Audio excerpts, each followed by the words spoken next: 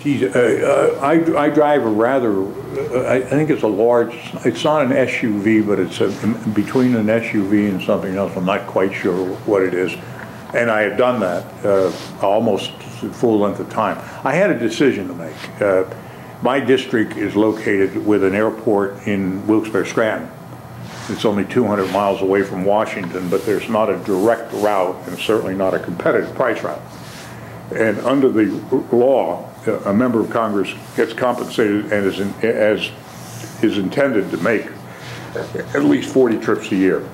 And you pay for it out of what they call a driving allowance. And the driving allowance is determined by so much cents per mile from Washington to your district and back. And I think I'm compensated like at 35 cents a mile for 200 miles, so it's $70 for a trip up, $70 for a trip back, which is $140 obviously. On the other hand, if I fly, I can pay out of my account for flight, but the flight is $660. And although it's government money, it offends me. I wouldn't do that. So I drive it, I don't fly it. But because I've had a bad back all of my life, and I've had surgery in my back, I can't drive in a normal car and do that. I would end up paralyzing myself.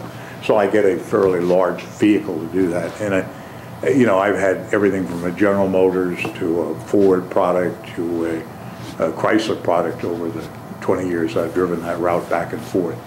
I actually end up saving about $20,000 a year on transportation money. What about rising energy prices in general? The rising energy prices is, we just got to provide in the country a policy to make our own energy available in large quantities, deny the money flowing to the Mideast as we have. We can't afford the $700 billion pouring out every year. We can do it. I support nuclear power. I support all biomass power. I support every method, quite frankly, drilling. I'm one of the few Democrats in the country that supports drilling in Alaska. I won't make any friends maybe with the editorial staff here, but the reality is I think until we become self-sufficient through new technology and new invention in the energy field, we have no other choice. Unless we want to lose our supremacy in the world economically, we have to have a better and cheaper energy source than we presently have, or we'll be taken over, and that's what's really happening these last few years. And we should have known about it, did know about it, and failed to do anything. We could have done it. Jimmy Carter had the right answers way back 30, 35 years ago. We ignored them, which we tend to do until something gets to be of a crisis stage. It's not hard, and we've passed several bills that I'm very supportive of that will move us towards that stage. We can drill oil off the coast. We can drill in Alaska.